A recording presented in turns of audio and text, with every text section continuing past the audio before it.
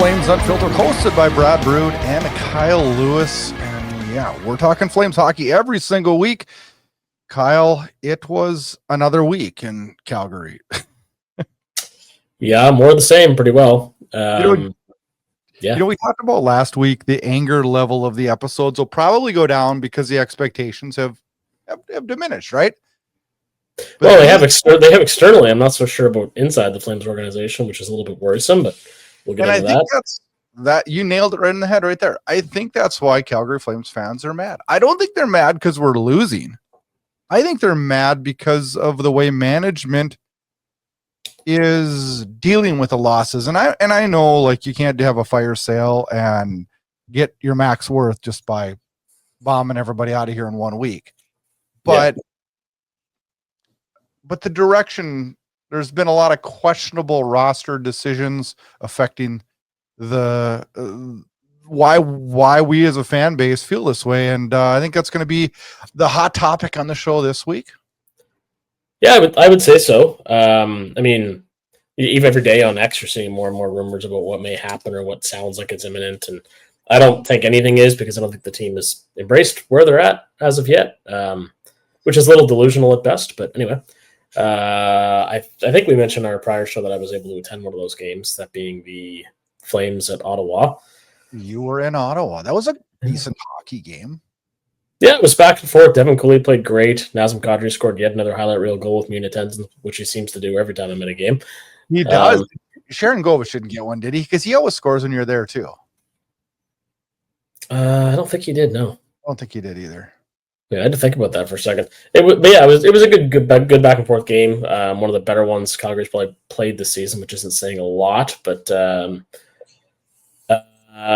before we get into the Flames talk, though, because we like all sports, I should at least mention the incredible amount of disappointment and depression most of Canada is dealing with Toronto pulling something of a Leafs impersonation and falling flat in game 7. Not quite that bad. They still had a hell of a run. Do you think so, though? Like, I don't look at it that way. Well, there's a lot of different ways of looking at it, and it's been tough because there was such an exciting game to watch most nights, and now there's nothing of the sort right now. At least in terms of sports that I watch the most of. But the great thing about it, and I'd be remiss if I didn't talk about it a little bit. When I was in Ottawa, I was able to sit at a local bar there, which is not too far from Toronto, and all the locals were singing the national anthem together and chanting "Go Jays, go" in the bar. It was really fun. And ultimately, that team accomplished so much. They had tons of sellout crowds, tons of merchandise sales. You saw Jays merchandise everywhere. So this run made baseball matter in Canada again and created a whole generation of new ball fans and Jays fans. So everything about it was awesome except for the ending. So that's pretty cool.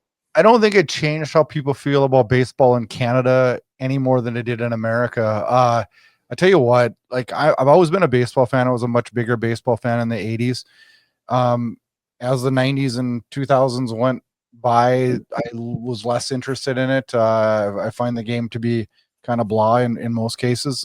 Over the last couple of years with the pitch count and just this year's playoffs, the excitement throughout the whole playoffs this year in baseball, not just this series, but throughout the playoffs, was pretty nice. And I tell you what, all of America was glued to their TVs on Friday and Saturday night, not watching anything other than baseball.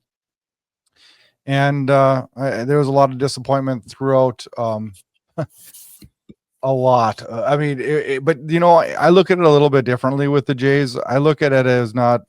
I didn't see them so falling flat on their face. I just think it was two really good baseball teams battling a back and forth, and a few breaks go here or there, and it could have went either way. And I thought it was a hell of a performance by the Blue Jays. Well, it was a lot of people saying the best World Series they ever watched, and I will disagree just on the one point that I do think up here it changed the importance of baseball big time. It's the most people cared about it in a long time, and I'm not sure that it's ever been more popular than it was during this run, but we'll see what happens in the next few years. But it was fun. Yeah, it was damn good. It was exciting. It was the only positive that there is now maybe the Canadian sports will talk about hockey again. I feel like hockey slighted for the last month. But that's okay. There's a reason for it, right? Yeah, and it's not. I mean, the Jays are the biggest reason I feel, but it's also that I don't know how to say it, other than the fact that it's kind of given us a distraction from how much the Flames have struggled, but also other markets too. Toronto's really had a really poor start to the season. Vancouver's lost 6 of 7. Winnipeg's still really strong. Ottawa is seemingly finding their footing. Montreal's been pretty. Montreal's been damn good, and I think they're Canada's best team probably by the time the playoffs roll around, although the Jets are going to be right there too. The Habs have a really, really good team. But anyway, all that to say, the Jays were a healthy distraction for me and probably many other Flames fans from what we've been witnessing in Calgary, which has been tough to say the least. You want to know good news? I liked Sam Honzek's goal, and that was a nice goal. I like what the young players brought, and I was super excited to see him depot his first. And I think there's going to be more where that came from. Yeah, he looks like an NHL player now, which he certainly didn't during his audition last year. As the season goes on, obviously he's going to pot a few more goals and probably have a bit more of an elevated role, especially as we expect the team is going to have to embrace trading certain players in the months ahead. I don't think there's any disputing that at this point. But see, that's what you talked about in the intro, and that's what's got me kind of wound up this week. And let's dive into that, because there's so many facets to that we need to talk about. And Sure. The first part is I feel like, I think there was a percentage of the fan base that was pro tank from day one. I think there was a lot of us that are like, hey, if it happens, it happens. But if there's a chance to make the playoffs, that's great. But it was doubtful because we were all living and looking at this roster going, it's okay, but it's not high end by any means. And I think, you look at where we're at right now through 14 games. And the original playoff expectation was 97. It was talked about prior to the season. Hey, one more than next year and we're in. One more than next year than we're in. With the way the West has started, that projection's almost dropped by many media sources down to like 94. The Flames have played 14 games. Listen to these numbers. And then I'm not giving you any more numbers the rest of the night. Okay. Right. I'm going to hold you to that. I had more, but I'm not. But we're 3-9-2 after yesterday's win, 8 points. That's an average clip of 0.57 points per game. That projects out at the end of the season to be 47 points for the Calgary Flames. That is 5 lower than last year's San Jose Sharks that were dead last. Yeah. There's 68 games remaining for the Flames to meet the expectation of 94. We would need 86 points in the final 68 games. That's a clip of 1.26 points per game, which is, in terms of putting this in reality, 103-point pace. Yeah. There is no way on earth this team gets 103-point pace through the rest of the year. Now, I'm the biggest Flames fan you'll talk to, but that's reality. It's reality. And if management isn't grasping that yet, then we have a much bigger problem than we thought. Yeah, and it's interesting to me because I saw, and usually I love this guy's post-game, but Mackenzie Weegar talking about like Flames hockey and what that meant after the win in Philly on Sunday. And it really concerned me because I understand where he's coming from in terms of, blue-collar, gritty, everybody buying in type of a game. But if that's Flames hockey, which is hang on for dear life, and defensively they actually played pretty decent, but to expect to win a game 2-1, Dustin Wolf didn't have a lot of work, which was a nice change for him and a good confidence-building game. But I almost feel like this team has embraced their identity as a completely inept offensive squad to a fault, right? Does that make any sense to you? Yeah, and I'll take that a step further, and I'm going to expand on something I saw that you post on X about is this lack of offense. I can't remember exactly how you worded it, but it basically was, is it Huska's system? Yes. Yeah. And it is. I believe it is. I believe, and he has said it, and I believe it was in his post-game presser last night, that he's not worried about the offense. He's worried about the defense. And don't get me wrong. I'm worried about the defense too, because it is bad. But fixing the defense right now doesn't fix this team. Is there a part of this team you're not worried about? Goaltending? Yeah. Yeah. Anything else at all? And it hasn't been great this year, and Dustin Wolf hasn't been Dustin Wolf. But how can Dustin Wolf be Dustin Wolf when we have the highest percentage of shots from the slot that there is in the league? Yeah. Yeah. It's It's bad. It's pretty tough to have the expectations of him being, a Vezina type goalie in the situations. And now I'm not letting him off the hook. I've disliked a few things this year from Dustin Wolf. Sure, we all have. But I'm sure no doubt he has too. yeah, but those are so low on my priority of problems right now. You know what? Honestly, I hate to say this. My biggest problem right now isn't even the lack of offense or the horrendous defense. It's the lack of continuity that our coaching staff is giving the players.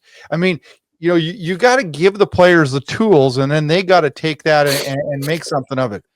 And we harped on this for 10 episodes in a row now.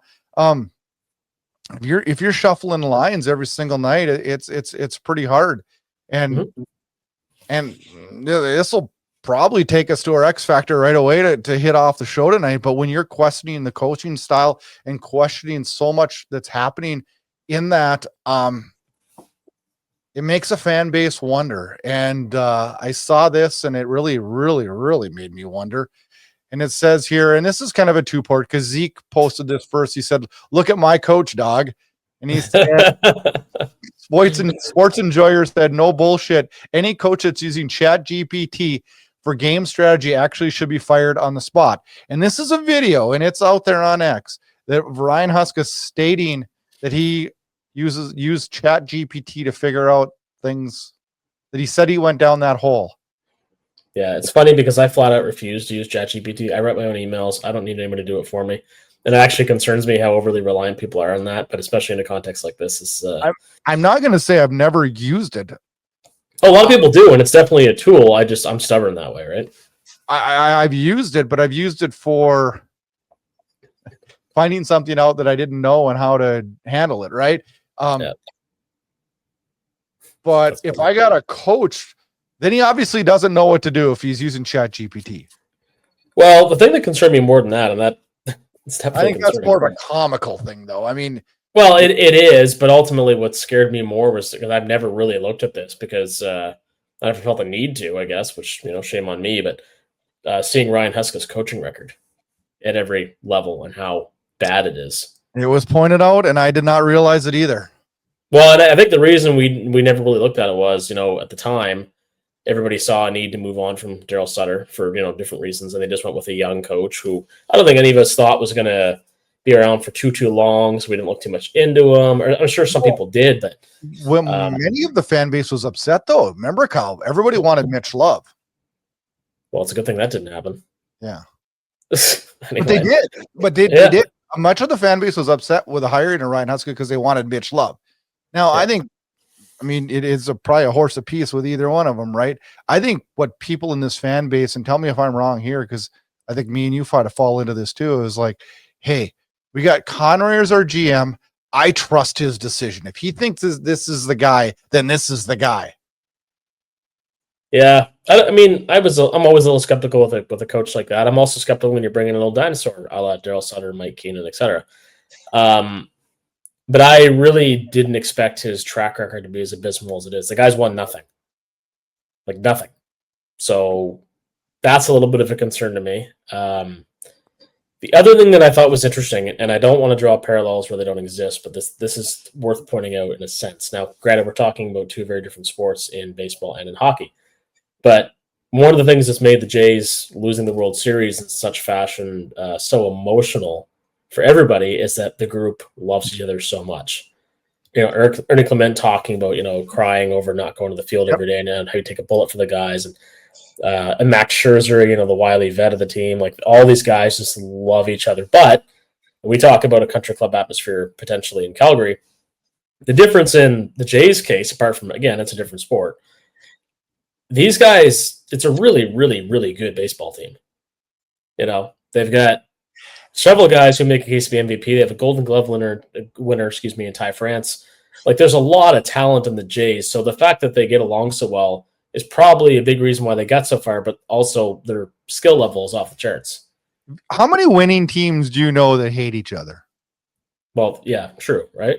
I coached a girls hockey team last year, and I'm doing it again this year. My little girl, my youngest daughter's plays. So it's 10-year-old girls hockey team. And with 10-year-old girls, you know what happens. You get the bickering, the fighting, the behind your back stuff, right? Yeah. Well, we rattled off a 33-1 record last year, right? You think our team got along pretty good? Yep. It's funny. It's funny. And I'm not discounting that the Jays don't get along good and that they wouldn't. I think when you get a good mix of players, though, when you have a lot of skilled players, and the more they gel, the better it gets, right? Yeah. But when you have a team that gels, but they're just not that good, or the coaching system is just not effective, I really don't care. As you said in several episodes, and most recently on our last one, I don't care about them getting along. You just need to perform. I want winners. I'm tired of this. Yeah, I'm tired of the of Uyghur, not just I'm picking on him, but I'm tired of anybody on this team saying, "Well, we just love each other. We have a great culture. Great culture.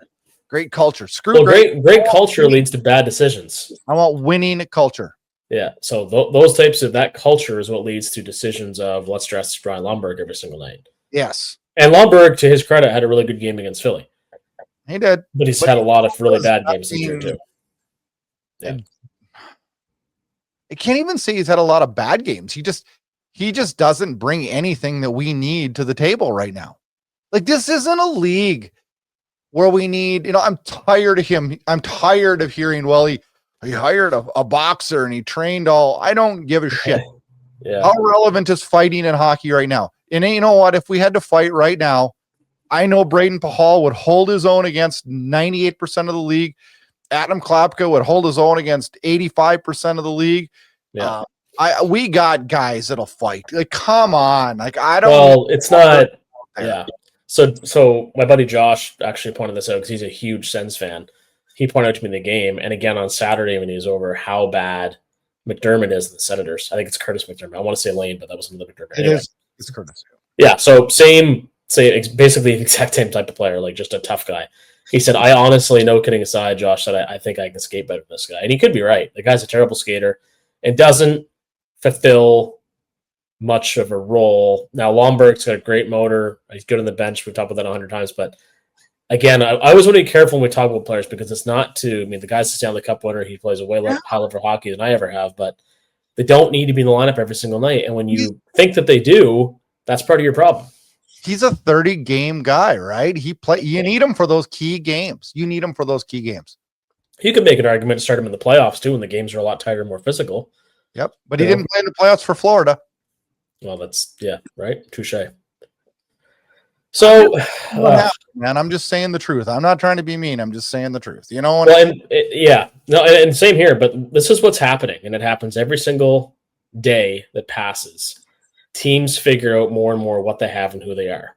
Mm-hmm. And those teams, fortunately for us, because we've got to try to be a little positive here, those teams will start to look more and more at what they need. And this is why you're hearing so much about the Montreal Canadiens looking at Nazem Kadri, for example, who I think Kadri would be a perfect fit in Montreal based on how their team's currently constructed.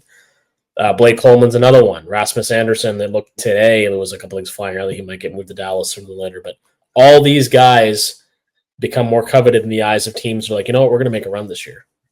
But that's when you cash in. But here's the part: what has so many of us upset? It doesn't sound like from insiders that I really trust. It doesn't sound like the Flames are interested at all. And I also am smart enough to know that if the Flames are really actively wanting to move Kadri, they're probably not going to advertise it out to us, right? That's probably not the path you take, right? But everything we're hearing is that they're not interested in anything at all, and they're worried about, is this better themselves for next season? Oh my goodness gracious. Did I hear those words?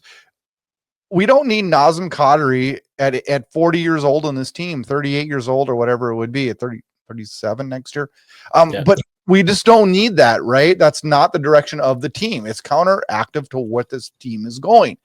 So when I hear those things, I worry because I believe there is some truth to that. I believe that the team is very hesitant on moving him. And then I hear that to follow that up, that a move with Kadri would only happen if they've talked and conversed with Kadri. timeout. No. Yeah. No. I'm tired of being this nice organization. Yeah. We don't owe Kadri anything. Every one of his checks have cashed at the bank. Mhm. They've cashed. He's got a 13-team, no trade. Well, let's move. Yeah. Get the very best deal. I don't care what it's. I don't care anymore about being Mr. Nice organization. Well, hey, look what happened. And both trades, the one that happened and the one that didn't, were terrible. And I'm kind of reaching here, but go back to Jerome McGinley being traded to Boston and then to Pittsburgh, wound up signing in Boston anyway. But they were terrible trades wherein the player had way too much of a say. And that guy was, the franchise icon per se. So you can maybe make our be doing it for him, but the fact we do it for everybody is, or at least, players that don't mean that much to the team. I remember hearing this a few years ago. It was probably around the Gaudreau Tkachuk fiasco when they left. And it was like, well, we need to make sure that we're good to everybody we have so that people want to play in Calgary. Guess what? Do you think Edmonton is a freaking great place to go play right now? Well, yes. Why? Not because the city's beautiful, because they're winning. Yeah. Not so much moment here, but they're winning. Well, let's talk about the hypocrisy of that, though, in terms of the Flames, because the Flames, one of the biggest reason, arguably the biggest reason they lost both Tkachuk and Gaudreau was because they bridged them and they insulted both players in their camps by basically saying, we don't have enough faith in you to pay you now. We're going to bridge you. You can get your money later. And both those players never forgot that. So there's that, again, that's a bit of hypocrisy of we're going to be super nice to our guys, but when we get in the negotiating room in some cases, and we're going back a few years now, but no, we're only going to do this because we don't believe enough in you. And at least, I'm not saying that's necessarily the truth, but that's how the players took it. And they have every right to feel that way. Yeah. So at the end of the day, like everything else, and I talked about this in a meeting in my own occupation today, it's a business. It's a business. It has to make money, and the only way to make money is to perform. That's what I'm saying. The Toronto Blue Jays having 44,000 people in the Rogers Center, and every second person on the street wearing a Jays hat. That is money. That is how you continue to win. That is how you build a winning brand. And the Flames haven't quite figured out. Now, I will give them credit, as you and I both have, for drafting a lot better, for developing a lot better. We have a lot of great players in the pipeline and things to look forward to. But you got to cash in on these pieces, or cash out is over. Well, here's another problem that we're having this year too. That's all we're having this year's problems. Yeah. Well, we were worried about the young players having rough goes. But I mean, you just look at the other night. It's goal number 2 was a terrible turnover from Backlund. Anderson was the result of goal 3. Goal 4 was Uyghur turnover, and it's just been veteran problem after veteran problem after veteran problem. And I don't know what changes that. Well, I know what changes it. Moving them out. Well, that too, but maybe even shuffling them out of the lineup. We're quick to leave the Coronado, the Sharon Govich, and we're quick to leave Parekh, and we're quick to leave all these guys out of the lineup with healthy scratches. And I'm not saying that as an organization, I think it's healthy to go out and, maybe scratch your captain or something like that. But you surely shouldn't be giving extra ice time to Uyghur and Anderson right now. I mean, Anderson is like a shell of himself. Yeah, he's been quite bad. Uyghur had his best game of the year against Philly. He was good last. Uyghur was really good last night. Hopefully that's a sign of things to come. Oh man, yeah, it's a really, really tough spot to be in. But talk to me about this scratch controversy. I know the Coronado thing got you riled. The Zary thing got you riled. Let's hear it. I got to hear what you think. Like, why is it? We talked about the Coronado one in the previous show. It's just stupid. It's just bad coaching. There's no other word for it. The Parekh one, I'll back off a little bit on that because my understanding was pretty banged up, which you could see from some of the enormity of the hits he was taking, right? Parekh is in that weird middle ground of he should probably be in the AHL, but can't be, apart from a loophole wherein he can have a conditioning stint under certain circumstances. But the other guys, Coronado and Zary, like they got to play through it. That's what players need to learn how to do. Scratching them does not send the right message, especially we're not like either one of those guys. Well, both those guys really are going to play a key part in this team breaking out of a slump because they're not going to finish the season with 47 points. They're going to finish the season with probably 75, right? Like they're going to get a little better. I'm not condoning those two being scratched at all because I agree with everything you just said. Mm-hmm. But I do need to get an honest opinion on something. Are you worried about those two? Because here's what I see. I see Coronado with an NHL worst -13. Mm-hmm. And I see Connor Zary looking at like he's half the speed that he was last year. Are you worried about those things? I'm worried about Zary. I'm not worried about Coronado. Okay. I think Coronado's trying to play up to his contract. Zary has a contract to play up to as well, but he was bridged and it's a lot less money. I'm concerned because of, some knee injuries and a little bit of hesitance on his part from what I'm seeing anyway. Coronado is just a rough start. Sophomore slump of sorts. He'll be okay. Okay. Yeah. I tend to agree with that a little bit more, but I'm starting to worry a little bit about Connor Zary. I'm starting to worry. Yeah, and if the hard thing now is for him to find opportunity, because Morgan Frost and Joel Farabee, for example, have both moved up the lineup and played quite well. Zary is better suited to an offensive role, and it may take some time before he gets a chance in that role again. He's not a fourth line guy, and if you're going to be a fourth line guy, it doesn't help to be skating with a guy like Lomberg who has about the same offensive skill that I do. So I don't know. It's going to be interesting. The next few weeks will be very telling in terms of how this shakes out. I do expect if the losing continues as often as it has, there will be at least one trade in that time. At least I hope so, because you just have to embrace this eventually. There's no other choice.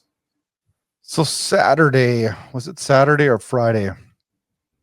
I can't remember. All hell kind of broke loose with it was Saturday with Zayne Parekh being a healthy scratch, and the timing of it with his 9th game.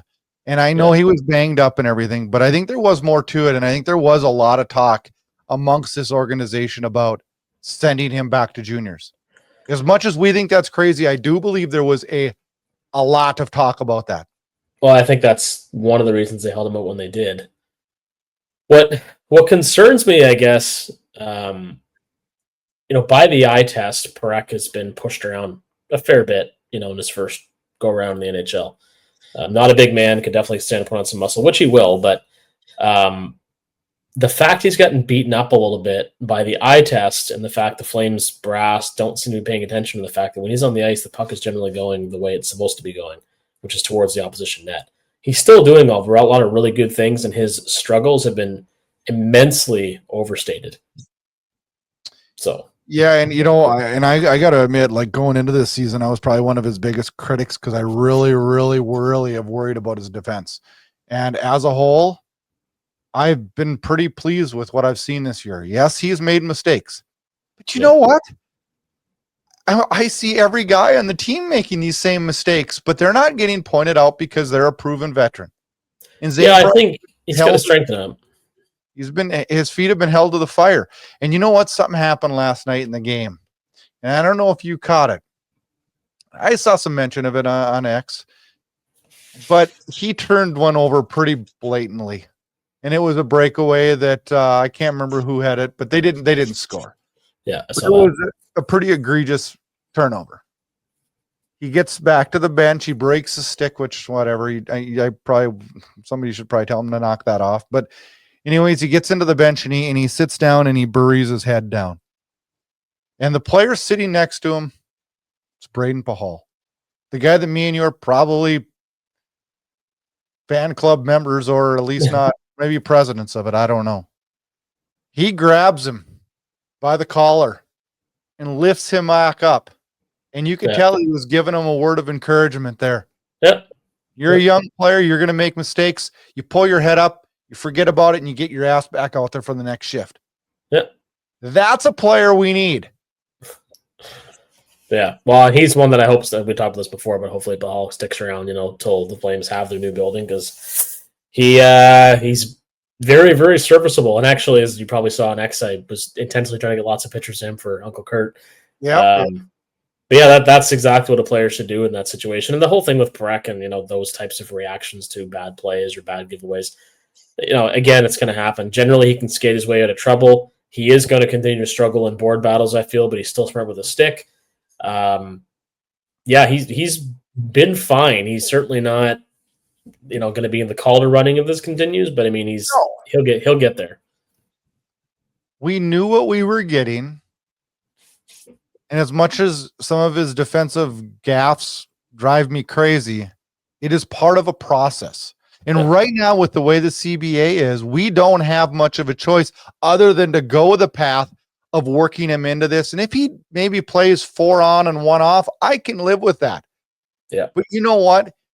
We're not winning the games with the veterans in the lineup. What the hell does it matter? Let's worry about what's the future.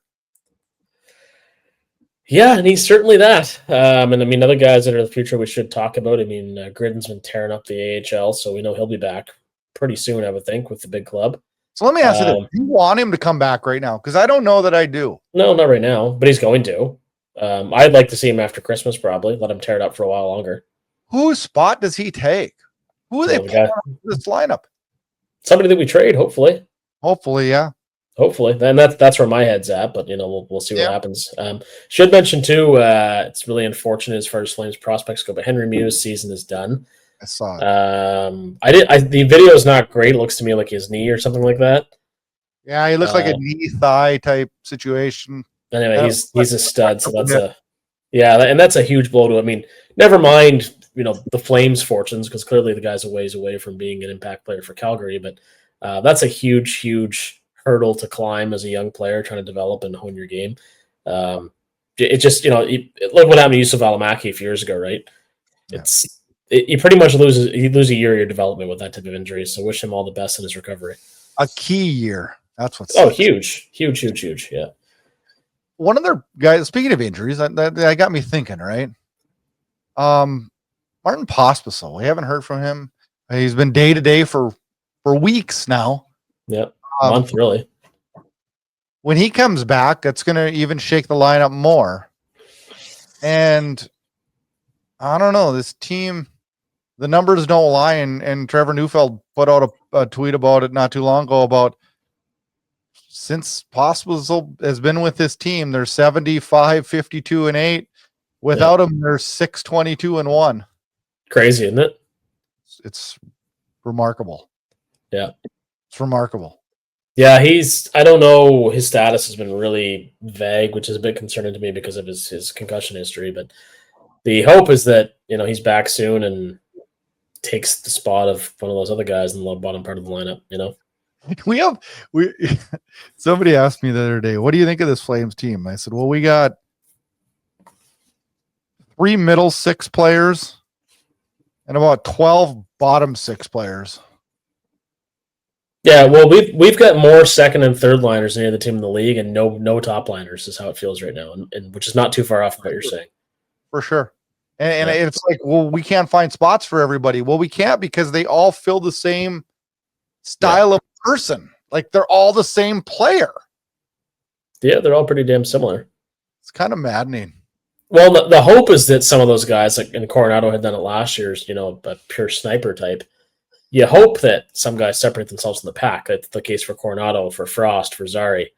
But there's been flashes of it, but I mean, generally everybody has been projecting and playing like a middle 6 forward, which is not good when every successful team in the league has Eichels, McKinnons, Crosbys, Matthews, just so many guys that can consistently score and consistently set people up. I mean, Jonathan Huberdeau, and this was said by several people on X yesterday, is the Flames' best forward.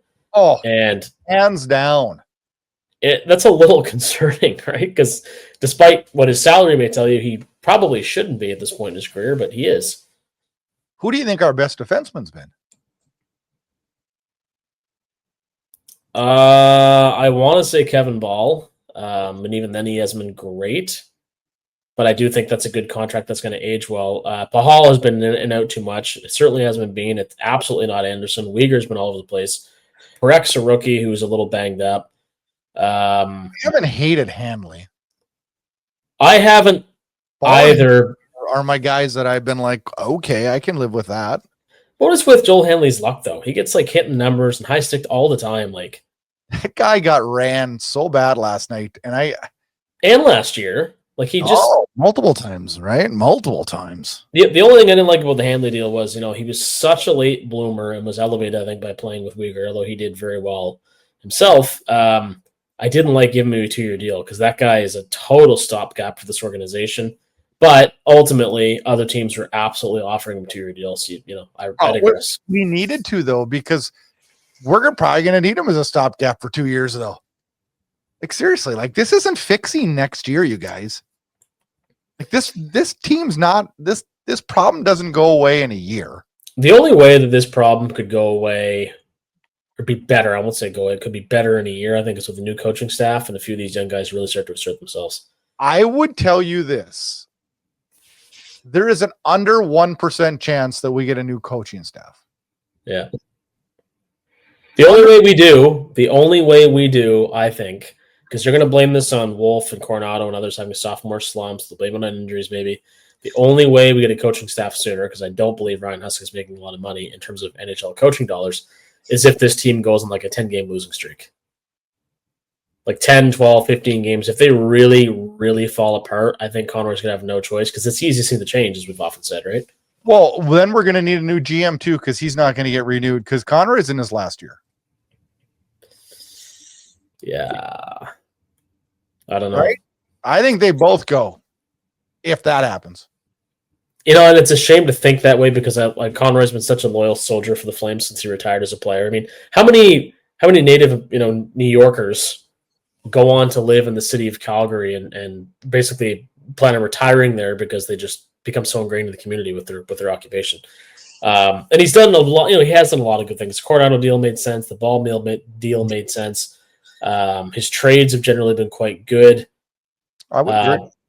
But a couple of his more egregious mistakes. And again, in Flames Nation had a fantastic article on this that I retweeted. There was no need whatsoever to give Ryan Husk an extension this past summer. It was an incredibly stupid move. It was incredibly short-sighted. And it really showed to me that, Conroy put way too much faith in this culture we keep talking about and not enough in results and tangible eye test type things that would have told anyone who's anybody that Dustin Wolf is the only reason this team was competitive. It's literally that simple. Yeah. And now, and I'm happy for these guys because they're kind of castaways in a sense. Anthony Mantha is tearing it up in Pittsburgh. I know. I was at the game when he tore his ACL in Montreal, and it sucked. His whole family was in the bowl just below me. Dan Vladar has been fantastic in Philly, and I know people are saying it's Huska's fault. Vladar was always a great goalie. I don't necessarily believe that.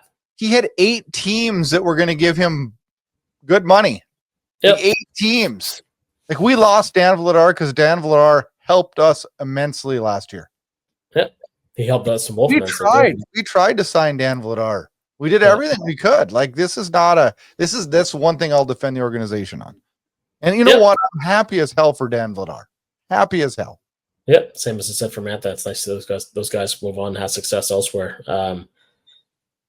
But yeah, back to the point about Husk and Conroy. I don't know that they necessarily go down together. I think Conroy could be given a mulligan on the coach, but ultimately, when you look at all the longest tenured coaches in the NHL, pretty well every one of them has a damn good team in front of them. Yeah. You know what I mean?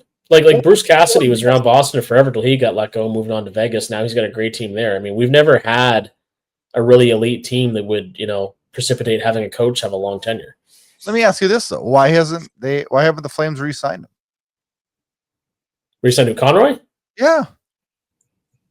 I don't really know. I think because a lot of what he's done isn't really something we can evaluate or couldn't have evaluated to this point. Now, as we get into, the meat of the season and into the spring, it's entirely possible that they'll have enough data to feel they can make a decision. But I think everything he's done has been so future-oriented. I mean, how many of his draft picks can we say have emphatically panned out? How many of his trades do we know were fantastic trades? I mean, it's a hard body work to judge at this point. Yeah, he hasn't been around. It's been what, 2 years, right? I would say it'd be slightly unfair at this point. But that said, I wish Conroy had taken the same approach to Huska that ownership has taken to Conroy, or Don Maloney in this case has taken to Conroy. Like, you don't have to rush to do this.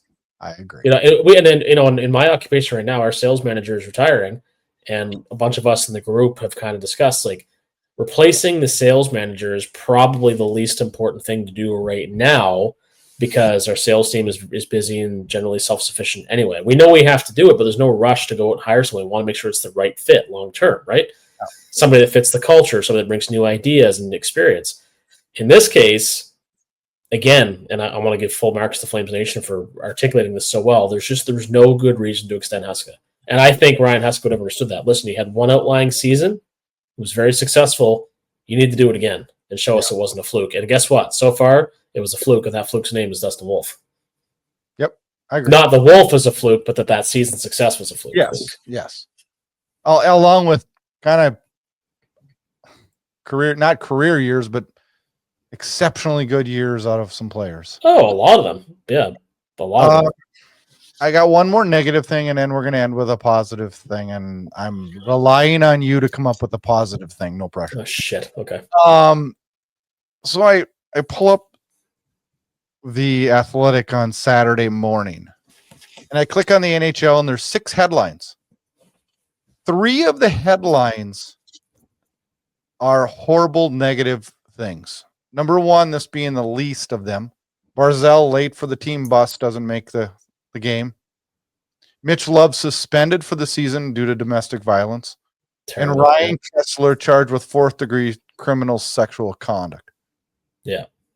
I have always bragged to friends, colleagues, whoever, that the NHL is different. We are not the NFL or the NBA. We are different. Different people, different players. Be better, NHL. I don't want these headlines anymore. Yeah, I think, and we learned a lot from the World Junior scandal in Canada. In that, I think the NHL has, and of course the Chicago Blackhawks scandal as well with Kyle Beach. The NHL has been far more, I'm not going to say they covered things up, although in some cases we know they did, but habitually they've been a lot more complicit in things than they should be. And I hear stories, some I'm not going to repeat on this show because I don't want to out anybody or become the source of rumors. But I mean, I hear stories all the time from people I know in the league, people that live in big NHL cities to talk about the conduct of certain players and certain coaches.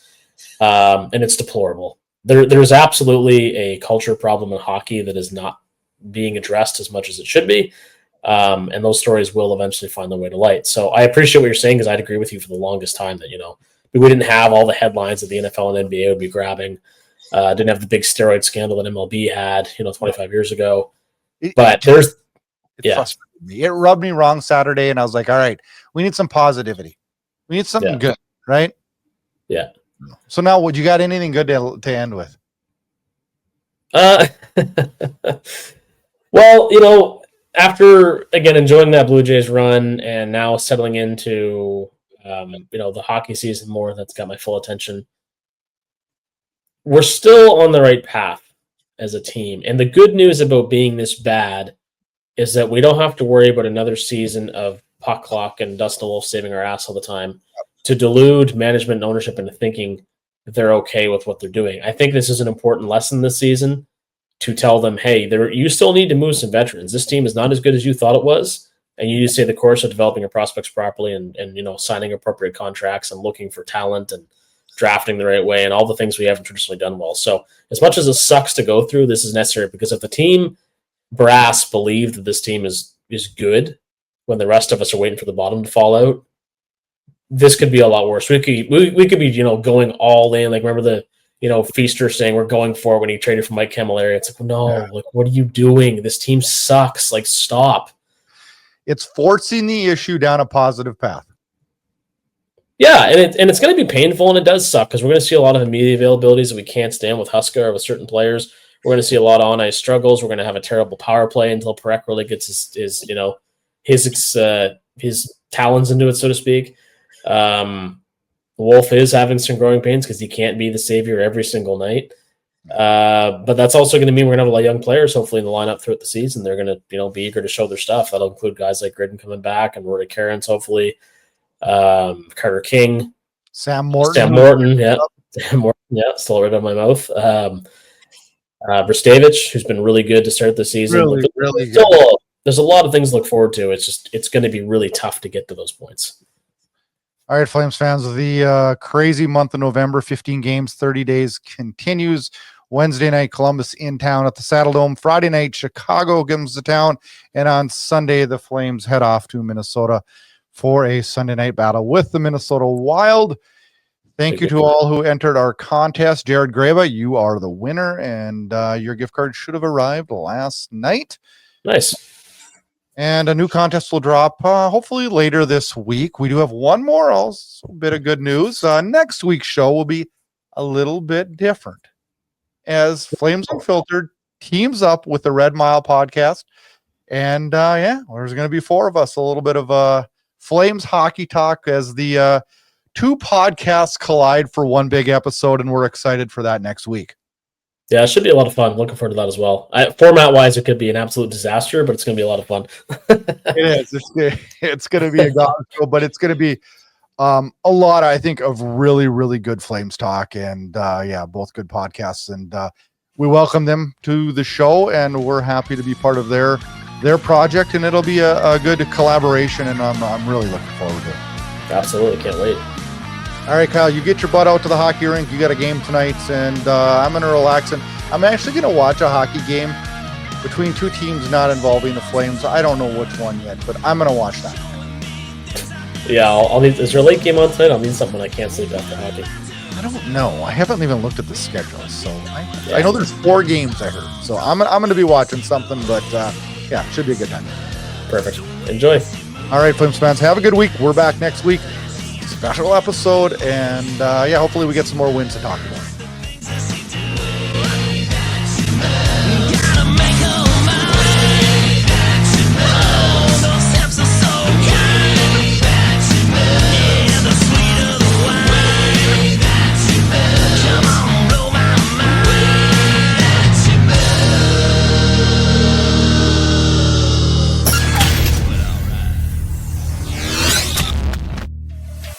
Thanks for listening to Flames Unfiltered with Brad Burud and Kyle Lewis, your source for unfiltered Calgary Flames hockey talk. Keep it locked on flamesunfiltered.ca. Subscribe where you get all your podcasts to never miss an episode. Flames hockey talk every week, presented by Inside Edge Hockey Media Group.